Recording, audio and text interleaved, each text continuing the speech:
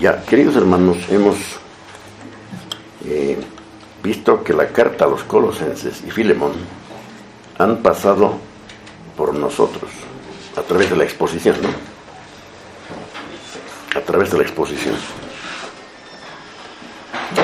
Ahora nosotros debemos pasar por las cartas, o sea, ir a ellas en forma personal y familiar también. En la carta a los Colosenses fundamentalmente, y la carta hermana a Filemón, hay unas riquezas extra que vamos a ver ahora. ¿Por qué tenemos que pasar por las cartas personalmente nosotros, tú y yo, en nuestra comunión con Dios? Porque, hermanos, es fundamental para nuestra vida práctica. Si la parte que hemos recibido no se complementa con la vivencia nuestra, entonces habríamos perdido el tiempo. Y no solo eso, sino que tendríamos delante del Señor una responsabilidad, porque al quien más se le dio, más se le pedirá. Eso va para todos, ¿no? ¿Ya? Ese es el reino de Dios, ¿ya? Muy bien, entonces, la razón para el estudio de Colosenses en particular y de la palabra de Dios en general está en la misma escritura, en este texto tan familiar que es 2 Timoteo 3, 16 y 17, que dice: toda la escritura es inspirada por Dios y es útil para la enseñanza, para la refutación del error, para la corrección y para la instrucción en la justicia, a fin de que el hombre de Dios esté completamente calificado, equipado para toda buena obra.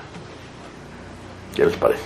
Es la versión de Antonio, que siempre usa, de las Américas, ¿no? Es una riqueza aparte. Esa es la razón, hermanos. Este par de versículos, hermanos, es más que suficiente para que, prestando atención, comprendamos a su vez la suficiencia de las Escrituras. Amén. La suficiencia de las Escrituras. No se corta cada vez. Okay. Amén. ¿Se han dado cuenta? Miren, vamos a ver esos 4 verbos rapidito. Pero en ellos el apóstol describe la suficiencia de las Escrituras para nuestra edificación. Es lo que acabo de decir. Aparte de la enseñanza, que es lo primero, la refutación del error, la corrección y la instrucción en justicia, no hay más. No hay nada más. ¿Para qué? Para que nosotros seamos edificados, calificados para toda buena obra. Eso quiere decir que mi vida debe dedicarse, hermanos, a la Escritura en gran medida. ¿Ya? Esta es la obra, ¿cómo es la obra magna del Espíritu Santo? Es la Sagrada Escritura. La obra magna, porque Él la ha soplado, insuflado, inspirado a unos 40 autores. 40 autores, imagínense, hermanos, unos 2500 años, el mismo tema. ¿Cuál es el tema de la Escritura? El Señor Jesucristo. Todo habla de Él. Gracias, hermano. Todo apunta al Señor Jesucristo, hermanos, y todo es de Él. Ahora, voy a tratar de ir con unas 6 razones, ¿ya?, para que estudiemos con seriedad personalmente la carta a Colosenses, Filemón y toda la Escritura, ¿ya? Todo apunta a que estamos viviendo en la era de la ciencia. Nos hemos dado cuenta cómo se ha disparado la ciencia en los últimos 30 años, más o menos. Ha sido un paso, pero agigantado. Entonces hemos avanzado demasiado. A ver, se oye mucho de, por ejemplo, programas espaciales. Se habla de viajes intergalácticos. Se oye decir que Marte podría ser el segundo hogar de los humanos. Suena medio raro, ¿no? Disparatado, porque este es pues el planeta. Ya, pero se habla de esto. Después, la microbiología está presente, es una ciencia muy alta, ¿no? La microbiología, hermanos, así como la macrociencia, se han adelantado mucho. La tecnología en general ha dado pasos agigantados. Entonces es natural que nosotros, echando una miradita a la tecnología actual y lo que el ser humano sin Dios está hablando, está diciendo, nos preguntemos tú y yo, ¿cómo se relaciona el Señor Jesucristo con todo este avance? ¿O no le pone atención? ¿O Él lo ha producido? Interesante esto, hermanos. ¿Qué de nuestro Señor y Salvador con todo este panorama de ciencia, hermanos, avanzando vertiginosamente y aparentemente sin Dios, ¿no? Al menos los científicos, no Dios. Pero nosotros sabemos que nada hace un científico si Dios no le da. Eso es verdad. Entonces, ¿tiene algo que ver el Señor con esta ciencia y con los descubrimientos? ¿O está apartado de ello? La Escritura contesta magistralmente. Colosenses 1, versículos 16 y 17. Miren lo que dice el Señor de las cosas, por ejemplo. Porque en Él fueron creadas todas las cosas, las que hay en los cielos, las que hay en la tierra, visibles e invisibles, sean tronos, sean dominios, sean principados, sean potestades, y esto hemos cantado hoy. Todo fue creado por medio de Él y para Él. Y Él es antes de todas las cosas, y todas las cosas en Él subsisten. Gloria a Dios. Estas palabras, hermanos, son bellísimas para todo cristiano. Qué cosa linda, ¿no? O sea, no solamente que suceden las cosas, dice que por Él suceden las cosas y son para Él, para Jesús. Y todas las cosas tienen su subsistencia en Él, porque Él las mantiene subsistiendo. O sea, todo depende del Señor. O sea que todo este avance, hermanos, en la ciencia, se caería en un segundo o menos si el Señor hiciera un alto. Si Él hiciera un alto, todo se cae. Pero Él está, hermanos, al frente de todo esto. Ahora, eso no va sobre la ciencia. Ahora, en esta época estamos viviendo, hermanos, el ecumenismo. Voy a explicar porque tiene como dos caras. En los círculos religiosos de hoy se habla de la comunidad cristiana interdenominacional. Y eso de interdenominacional quiere decir, también se puede llamar ecumenismo, ¿no he oído hablar? Y siempre el ecumenismo para nosotros ha tenido una connotación mala, pero tiene también una parte buena que vamos a ver ahora. Entonces, este movimiento ecuménico está avanzando. Está avanzando, hermanos, ahora. Tienen claro que esta comunión debe llegar a ser una unión orgánica. O sea, los promotores del ecumenismo tienen un pensamiento claro. Esto debe llegar a ser orgánico. ¿Ya? Y formar una super iglesia. ¿Ya? Por ejemplo, el Consejo Mundial de Iglesias, CMI, quiere formar una sola iglesia en todo el mundo. ¿Se imaginan? Este esfuerzo ya tiene por lo menos unos 40 años. Están trabajando en eso. Ahora, esta super iglesia será un cuerpo sin cabeza. Según ellos no. Según ellos no. Lo que ellos creen es que debe haber una cabeza terrenal y por tanto visible. Una persona que se enseñoree de todo, a la cual todos obedezcamos. Iglesia general, la iglesia total, la iglesia final también se llama, la iglesia final. Ahora, tú y yo sabemos que este es un asunto muy serio Y no solo el catolicismo romano, sino también el protestantismo, que seríamos nosotros. El protestantismo, hermanos, están haciendo su esfuerzo para este fin. Están mirando la unión eclesiástica final. Es un esfuerzo serio, hermanos, y está moviendo como olas a la comunidad cristiana de todo el mundo. Se han reunido líderes protestantes en un concilio ecuménico invitados por el Papa. ¿Vieron algunas imágenes ustedes, seguramente? ¿Acaso no ha estado el Papa proclamando fuertemente que los hermanos separados tienen que volver? ¿Quiénes son los hermanos separados? Nosotros. Para ellos somos los hermanos separados. Para nosotros ellos no son hermanos, ¿no?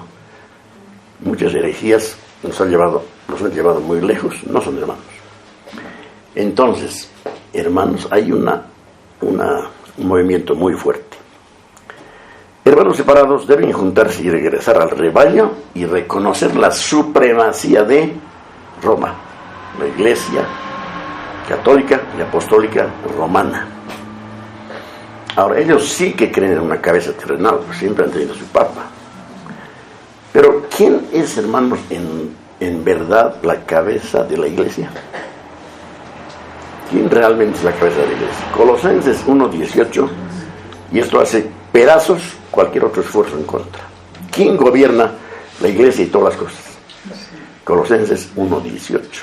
Y Él, Cristo, es la cabeza del cuerpo, que es la Iglesia. Es tu cabeza, es mi cabeza, es nuestra cabeza.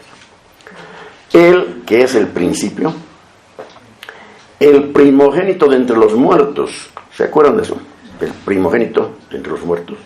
Es el primero de la nueva raza humana, que es la cristiana. Él es el primero, porque ha resucitado primero, después venimos nosotros. Para que en todo tenga la preeminencia.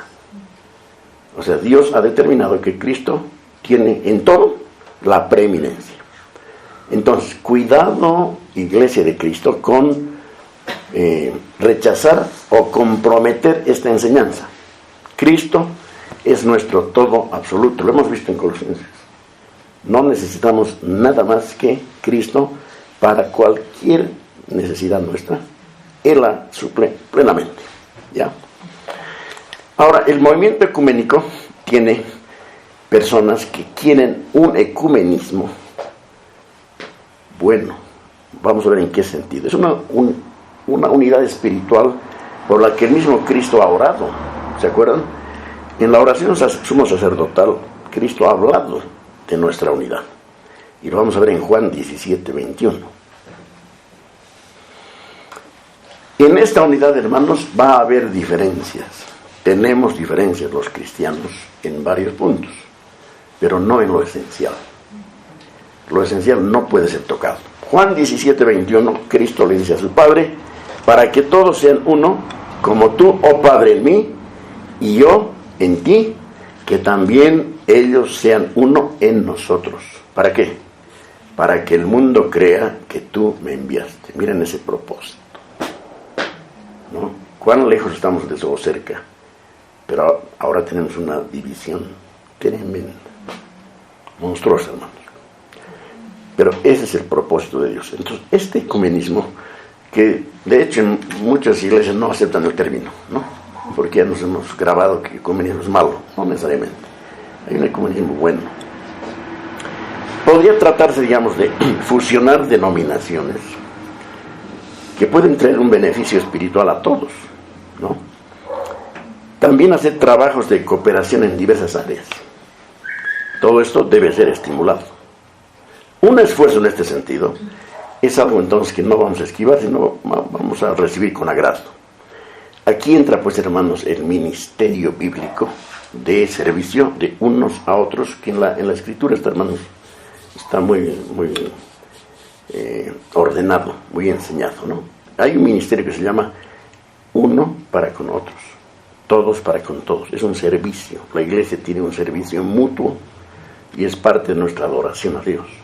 el servicio al cuerpo de Cristo. Entonces eso debemos ejercitarlo naturalmente. En la Biblia está ampliamente enseñado, debemos ejercitarlo naturalmente.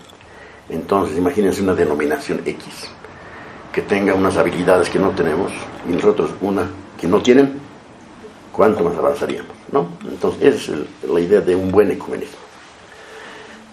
Hay otros que pareciera que nunca han concebido el carácter absoluto de la fe cristiana. Estamos diciendo que en esta época de enseñanza tan superficial en muchas iglesias cristianas, no está pues por eso presente, hermanos, no se ha concebido el concepto de la fe cristiana absoluta, ¿ya? Y el carácter todo suficiente de nuestro Señor Jesucristo. Ahora, ¿qué quiere decir que la iglesia cristiana tiene un carácter suficiente para el pueblo de Dios? ¿Qué quiere decir esto, hermanos? Simplemente que en la iglesia, hermanos, en la iglesia del Señor está pues el Espíritu Santo, la presencia de Dios, que hace que toda necesidad sea cubierta. Él tiene el plan, Él tiene la palabra y en Él vamos a avanzar. Entonces su propósito es establecer, hermanos, ellos una iglesia mundial, nosotros cooperación entre hermanos en diferentes lugares del mundo. Algo que el mundo pueda ver y decir, estos han recibido algo que nadie tiene. Amén.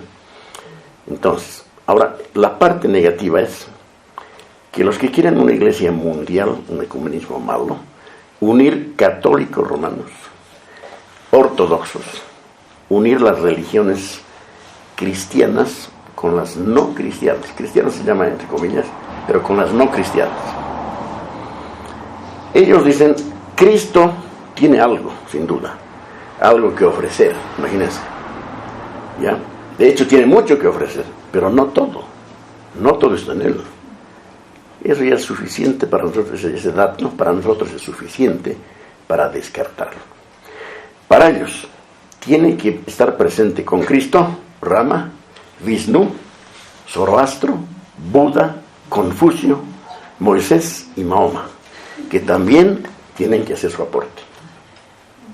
Grave, ¿no, hermanos? Pero obviamente esto viene de las tinieblas. Se cuenta que Gandhi, el famoso Gandhi, se había apropiado de todas las religiones, o sea, respetaba a todas. ¿Sí?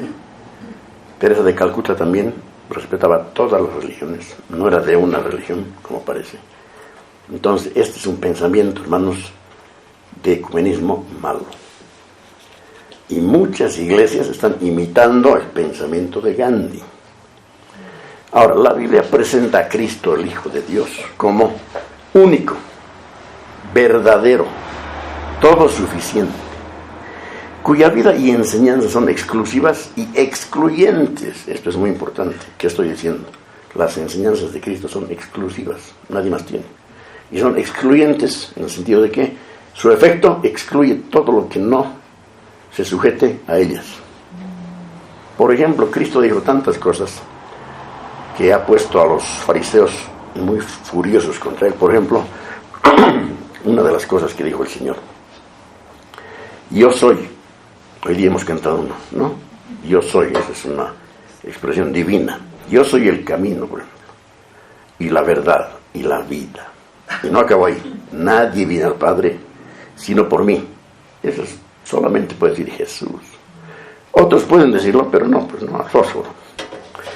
Si no creen que yo soy, dijo en otra ocasión, si no creen que yo soy, y ese yo soy el título divino, en vuestros pecados morirán. De frente a los judíos, hermanos. Pues querían matarlos tantas veces. ¿Quién de ustedes me redarguye de pecado? ¿Se acuerdan? ¿Qué hombre puede decir eso? Pecadores somos, pues. Pero él dijo, ¿quién me redarguye de pecado? Dijo, les he mostrado muchas obras de mi Padre. ¿Por cuál de ellas me apedreáis? ¿Por cuál de ellas me apedreáis?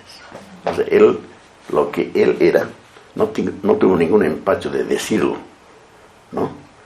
Yo de Dios he salido y a Dios vuelvo. Antes que Abraham fuese, yo soy. Eso ha sido el colmo El colmo, tomaron piedras para matarlo, pero no era su hora. Hermano, nuestro Cristo es precioso, es maravilloso, digno de alabanza. Luego dijo, el Padre me ha enviado. No he venido por mi cuenta. Él me ha enviado y me ha dicho lo que tengo que hacer. Y eso estoy haciendo. Entonces Cristo, hermano, es exclusivo y excluyente. Cualquier enseñanza que no sea la cristiana cae, se desmorona, no sirve para nada. Ahora, esta negación implícita de muchos enemigos de Cristo, ¿no?, de la todosuficiencia de Cristo, o sea, la negación de que Cristo es todo suficiente, así como la Escritura es todo suficiente para nuestra enseñanza, es la herejía que Pablo refutó en la carta a los Colosenses y otras, ¿no? Pero Colosenses por ahora. Allí él escribió, hermanos, contra esta herejía, porque los herejes vinieron a decirles a los colosenses y a nosotros en las otras iglesias: Cristo está bien, está perfecto, pero hay que aumentarle esto y esto. Cualquier cosa que se quiera aumentar a Cristo es una herejía. No necesita Cristo nada en sí mismo, y nosotros no necesitamos nada aparte de Cristo. Entonces Pablo enfrentó esto. ¿Es definitiva o no la religión cristiana? Es la que define las cosas, ¿sí o no? Ojo, mucha gente no acepta la palabra religión cristiana. Eso está por todas partes. Ese es un error, ¿no? Se dice, no es religión, es relación. No tiene sentido. El cristianismo es una religión, o sea, es la religión. Y eso está en Santiago 1:26. Ya. ¿Es Cristo, hermanos queridos, todo suficiente? ¿O necesitamos otros salvadorcitos que hagan su pequeño aporte, su granito de arena? Entonces ya sabemos, gracias a Dios, que no hay absolutamente nada aparte de Cristo, porque Él es excluyente. Entonces, Colosenses 1:18, una vez más dice: y Él es la cabeza del cuerpo, que es la iglesia, el que es el principio, el primogénito de entre los muertos, para que en todo tenga la preeminencia. Ahora, esta palabra es importante, preeminencia. ¿Qué es un preeminente? Cristo es el preeminente. Cristo es el preeminente, ¿no? Elevado, el Padre lo ha elevado a lo máximo, como hombre y siendo Dios. Superior, predominante. Alguien que tiene importancia infinitamente superior sobre todo y sobre todos. Ese es un preeminente. ¿Ok? Cristo es el preeminente. Por si acaso, la religión católica tiene una doctrina que se llama la preeminencia de Pedro, que Pedro es preeminente de los apóstoles. Bueno, podría ser o no, o Pablo, lo que sea, pero eso no es preeminencia, para nada. La preeminencia es propia de Dios. Dios es preeminente, y entre los hombres, como es Cristo hombre, Él es el preeminente. Veamos una razón fuerte. Colosenses 2:9-10. Porque en Él habita corporalmente toda la plenitud de la deidad. ¿Qué les parece? Corporalmente. Y vosotros estáis completos en Él, que es la cabeza de todo principado y potestad. Lo hemos escudriñado poco a poco esto, ¿se acuerdan? Un poquito recordemos. Primero, en Él habita corporalmente, o sea, siendo hombre, todo hombre, un hombre 100% hombre, es 100% Dios. Su cuerpo no se excluye, es corporalmente Dios, con su cuerpo de gloria que ahora tiene. Y nosotros estamos completos en Él, o sea, Él es todo suficiente. Ya estamos completos en Él, que es la cabeza, Él, de todo principado y potestad. ¿Se acuerdan a quiénes se refiere principados y potestades? A los poderes buenos y a los malos. Él gobierna sobre sus ángeles santos, escogidos, y sobre todos los demonios, Satanás, todos. Qué preeminencia, hermanos, de nuestro Señor Jesucristo. Amén. Otro punto. Esta época nos llama a ti y a mí, hermanos, a reflexionar en la deidad de Cristo. La figura de Cristo siempre ha estado bajo ataque. Siempre. No así la del Padre ni la del Espíritu Santo, no sé un poco. Pero Cristo, Dios, mucha gente no cree eso, ¿no? ¿Cómo Cristo es un hombre? Claro que es hombre, pero es Dios.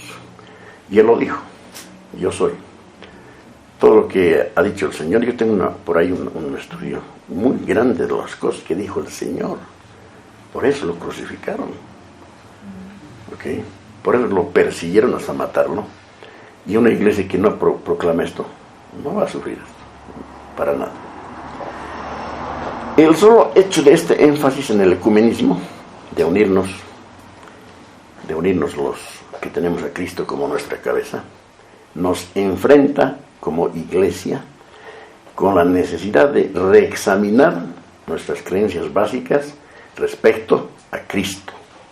Por ejemplo, tú puedes afirmar, y yo también, Cristo es Dios, pero necesito probarlo. Tú también. ¿Cómo lo pruebas? ¿Cómo lo pruebo que Cristo es Dios? Porque con la misma Biblia, casi con la misma Biblia, unos sectarios nos van a decir, mira estos versículos, Él no es Dios. Y yo tengo que responder que esos versículos no son obstáculo para la deidad de Cristo. Pero los enemigos siempre tienen y esto otro. Por ejemplo, ¿no? El Padre es mayor que yo, entonces Él no es Dios. Ridículo, pues. Es el Padre, es mayor porque el que envía es mayor al enviado, nada más. Es un principio que los judíos conocían muy bien. El enviado es menor que el que le envía, nada más. Pero es Cristo manifestado pues en carne, ¿ya? Entonces, hermanos, tenemos que responder con la Escritura. Si Cristo es realmente Dios en el sentido en que el Padre y el Espíritu Santo es Dios, entonces, de entrada, hermanos, miren esta exclusión. Miren, unicitarios. Antes se llamaban unitarios, ahora unicitarios. Judíos y mahometanos ya están excluidos de un buen ecumenismo o de una unión de cristianos para trabajar juntos. Ya están excluidos. ¿Por qué? Porque niegan de entrada la deidad de Cristo. Los judíos niegan sabiendo de Cristo. Y ahora se dice judíos, o Israel, pueblo de Dios. ¿Cómo pueblo de Dios? Negando a Cristo. Claro que hay cristianos, pero la gran mayoría no creen en Cristo. Ni siquiera creen que es el Mesías. Están esperando recién a sus Mesías y recién ha habido un concurso para elegir a un Mesías. Hacen pues, ¿sabían eso? Para escoger al Mesías. Son candidatos, hay candidatos. Tenemos que reflexionar, hermanos, y poder responder con la Escritura si realmente hay tres personas en la única esencia divina, a saber, el Padre, el Hijo y el Espíritu Santo. Si la respuesta es sí, tenemos que probarlo con la Escritura. Tú, yo, todos. O sea, no es solo afirmar algo, sino tenemos que mostrarlo por la Escritura. ¿De acuerdo? Hay que hacerlo, hermanos, hay que hacerlo. Para eso son tantos estudios, para guardar y estudiar, revisar. Entonces, en la era espacial y en esta era ecuménica, nos obligan a un examen de nuestras creencias históricas, confesionales, tocante a Cristo entonces, ¿no? A Cristo y su relación íntima con la deidad, o sea, con el Padre y con el Hijo. Y sobre este punto también Pablo contestó. Colosenses 1:15. Colosenses 1:15 dice, sencillamente, Él es la imagen del Dios invisible. Es una declaración categórica, hermanos, que el que ve a Cristo, ve al Padre. Miren este paréntesis, permítanme. El que ha visto a Cristo, ha visto al Padre. No estoy diciendo que Cristo es el Padre, pero la secta unicitaria, por ese versículo, dice, aquí está, Jesús es el Padre. Es una herejía gruesa, por si acaso, ¿no? Porque en otro momento Jesús dice, no que alguno haya visto al Padre, sino el que ha venido de Dios, este ha visto al Padre. Yo he visto al Padre, pero no está diciendo que es el Padre. O sea, las tinieblas tienen un curso de acción muy fuerte. No dice Pablo, Él es una imagen de Dios. Él dice, Él es la imagen, eso quiere decir la única imagen del Dios invisible. La imagen. En Colosenses 2:9, Pablo dijo, porque en Él habita corporalmente toda la plenitud de la deidad. Otra vez. O sea, pleno Dios. 100% hombre, 100% Dios. Hermanos, hay que leer las confesiones. creo que ya las tenemos, están en internet. Las confesiones de nuestra fe histórica, tenemos que leer. Por ejemplo, hay varias, ¿no? Hay varias. Si comparamos, casi son idénticas. Son reflexiones humanas, cristianas, no inspiradas, pero han sido necesarias en su tiempo y ahora es necesario que las estudiemos. Las confesiones de nuestra fe. Otro punto. Estamos en la era del pragmatismo y esto se ve más que todo en las iglesias evangélicas. Voy a decir, ¿qué es el pragmatismo? El pragmatismo se puede definir con dos frases, a ver, vean, muy breves. Si funciona, hazlo. Y esta es una muestra moderna de un dicho antiguo que dice, el fin justifica los medios. Aquí hay una perversión tremenda. Queremos llegar a un buen fin, no importa los medios, ¿no? Ese es el pragmatismo, está presente en las así llamadas iglesias evangélicas de nuestro tiempo. Entonces es un lema. Este es un lema. En vez de revisar las profundas corrientes teológicas de nuestra historia, muchas iglesias dicen, en vez de ir a tanto eso que es más que letra que otra cosa, ¿por qué no vamos a lo práctico? Las ideas deben probarse por su valor práctico. O sea, ¿funciona? ¿Estamos avanzando? Sí. Eso es entonces, ya, olvídate de las definiciones. Ay, hermanos, terrible herejía, hermanos, esa. Primero hay que tener las convicciones de las afirmaciones bíblicas y movernos en ellas. Eso queremos. Ahora, no hay que preguntar, dice el pragmatismo, ¿es verdad lo que afirmas? Si no, lo que quiero saber es, ¿eso que afirmas está funcionando? ¿Funciona? ¿Es verdad?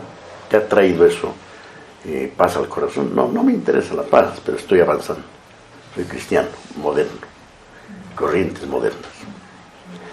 Ahora, Colosenses, la carta a Colosenses, nos hace ver que estas dos preguntas, ¿es verdad y funciona?, no pueden separarse.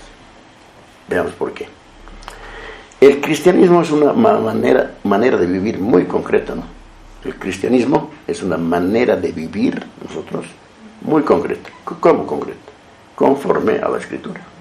Ese es el cristianismo verdadero.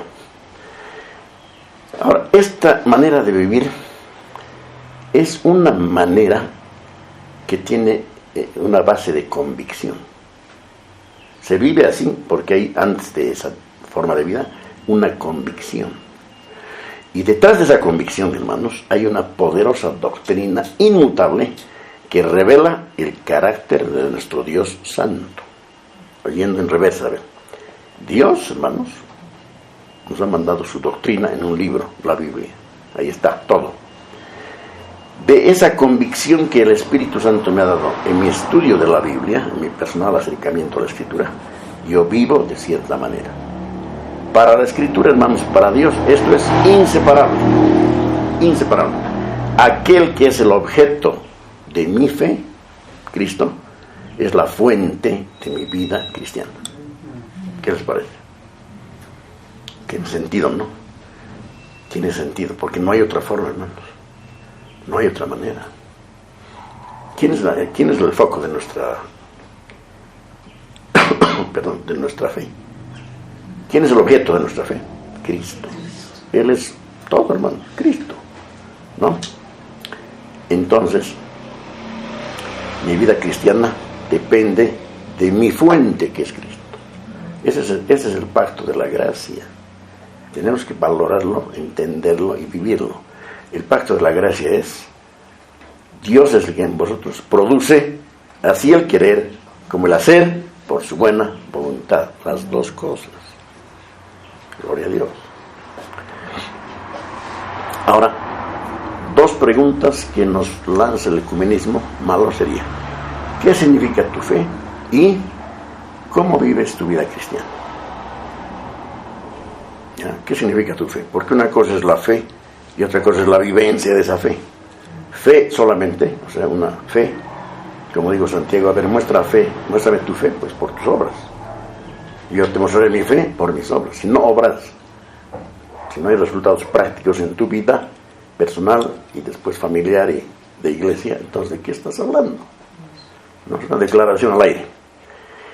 Tenemos a continuación una explicación de excelente belleza y magnificencia, y corresponde a la observación de un hermano llamado Deisman, que viene muy al caso. Deisman dice así: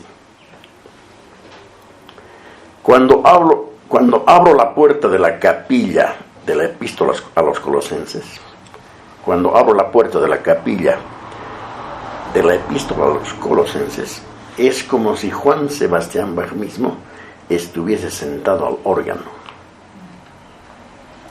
O sea, hermanos, no hay otra forma. Y no solamente de Colosenses, pero como está fresco en nosotros Colosenses, estamos usando de ejemplo, es para toda la Biblia. Entonces, entrar al libro de Colosenses, después de no sé cuántas semanas de estudio, ¿ya? Y yo mismo profundizar, y tengo textos para revisar, y la misma escritura, por supuesto, entonces hay un sentir espiritual de que me estoy metiendo con el Señor, con algo que le ha inspirado a un apóstol precioso, transformado, para traer el Evangelio a los gentiles. Ahora, para decir qué significa mi fe, todo Colosenses, ¿no? Toda la Escritura. Y para responder cómo se vive esta vida cristiana, especialmente Colosenses 3 y 4. Como siempre hace el apóstol, escribe su doctrina introductoria y termina su carta con: ahora hagan esto. Esto es así, Dios ha hecho esto por ustedes, ahora hagan esto. Pero tranquilos, no están solos, porque lo van a hacer en el Señor y en el poder de su fuerza. Amén. Otro punto. Esta era en que vivimos también está marcada por una serie de relaciones frustradas. Y esto es muy evidente y muy abundante, tristemente. El ser humano, hermanos, por naturaleza, desea relaciones significativas, satisfactorias, ¿sí o no? Dios nos ha hecho así, para tener relaciones interpersonales significativas y satisfactorias. Qué lindo es, por ejemplo, cuando dice: mirad cuán bueno y cuán delicioso es habitar los hermanos juntos en armonía. Es bello, pues lo que está diciendo es bello, es algo hermoso. Y tenemos todos ese anhelo en el corazón. Todo ser humano, aún los no creyentes, tienen eso, ¿no? Obviamente. La mayoría de las personas viven insatisfechas, sufriendo soledad, aún al interior de sus propios hogares. ¿Puede ser eso? Sí, hermano. Sí, hermano. Por ejemplo, insatisfacción, pueden estar todos juntos varias veces al día, pero hay frustración en las relaciones, ¿no? Y Colosenses va a responder en breve a esto. Ningún hombre tiene derecho de oprimir al prójimo, pero hay opresión por todas partes. En los círculos familiares hay opresión. En vez de construir puentes comunicacionales, se ha ido volando los puentes paulatinamente. Ahora, Colosenses no puede callar este tema, y dice Pablo a los Colosenses, capítulo 3, 18 al 4.1. Voy a leer toda la porción. 3, 18 al 4.1 dice: entonces, esta es pues la respuesta a ese mal. Casadas, estad sujetos a vuestros maridos como conviene en el Señor. Eso ya es un golpe tremendo a una frustración. Aquí está la solución de Dios. Maridos, amad a vuestras mujeres y no seáis ásperos con ellas. Hijos, obedezcan a sus padres en todo, porque esto agrada al Señor. Punto. No hay argumento, nada, no hay pero. Hijos, obedezcan a sus padres en todo, porque esto le agrada.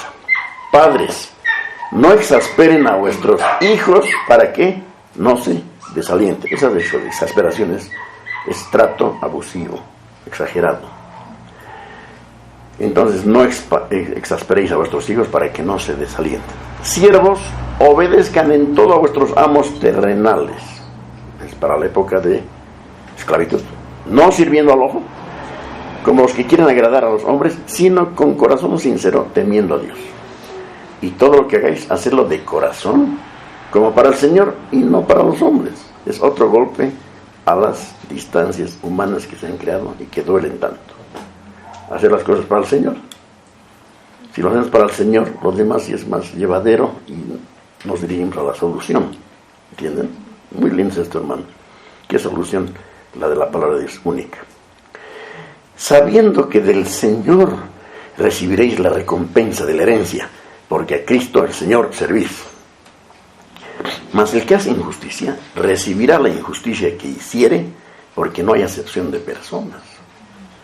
Amos, hagan lo que es justo y recto a vuestros siervos, sabiendo que también vosotros tenéis un amo en los cielos. Qué clarito, hermanos, para el tiempo de los esclavos. El amo, ¿qué tenía que hacer? Un trato justo y recto con los esclavos, sabiendo. O sea, es como recordando que yo tengo pues un amo en los cielos y a quien voy a responder. Sabiendo eso, actúo consecuentemente. Cada palabra, hermano, tiene su peso. Entonces, en Filemón, por ejemplo, especialmente hallamos una ilustración práctica, o sea, un ejemplo de la vida real que todos pueden considerar de la forma en que debe resolverse un problema tan serio como el caso de Onésimo, que hemos visto tanto. Socialmente ese es un problema muy serio. Socialmente, hermanos, este hombre debe ir a la cárcel y sufrir daño severo por haber traicionado a su amo y haberle robado. Eso es gravísimo. Pero miren cómo trata este asunto, hermanos, el apóstol.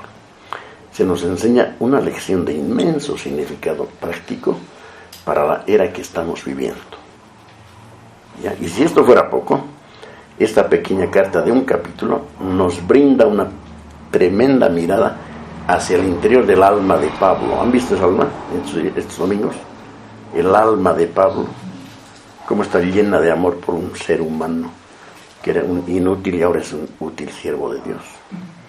Y el dato que les comenté a algunos hermanos, el dato que me dio un pastor es que finalmente, en la historia, finalmente Onésimo llegó a ser el pastor de la iglesia, una iglesia tremenda. Onésimo, un ex ladrón.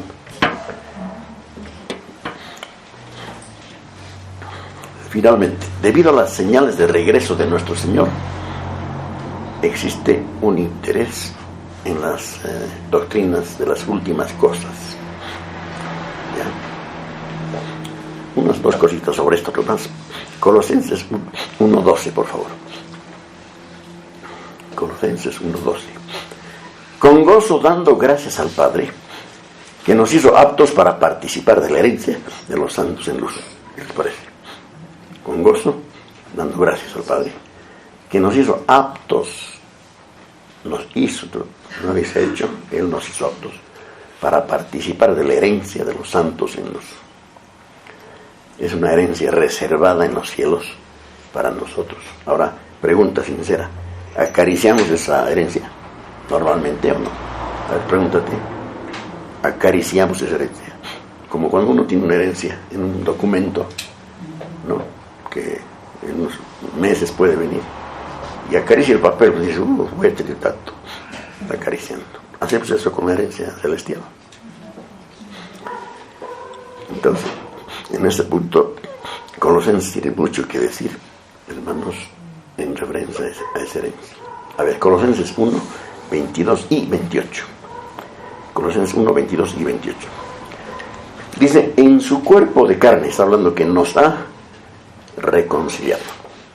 En su cuerpo de carne, por medio de la muerte, para presentarnos santos y sin mancha e irreprensibles delante de Él. Miren el propósito que Dios se ha trazado. Jamás puede fallar, no puede fallar. A quien anunciamos, amonestando a todo hombre y enseñando a todo hombre en toda sabiduría, a fin de que, de presentar perfecto en Cristo Jesús a todo hombre. Dios va a presentar a todo hijo suyo, perfecto en Cristo, a todo hombre en aquel día, perfecto, adelante, a la eternidad con Cristo. Y Pablo ofrece a sus compañeros cristianos de Colosas la esperanza de que cuando Cristo sea manifestado, entonces, ¿qué va a pasar? Colosenses 3:4. Miren qué lindo. Colosenses 3:4, hermanos. Cuando Cristo, vuestra vida, se manifieste, ¿no? O sea, se va a ver algo ahí. Entonces vosotros también seréis manifestados con Él en gloria. Hermanos, la misma gloria, ¿no? O sea, es una manifestación de la iglesia de Cristo con Cristo mismo. ¡Qué esperanza!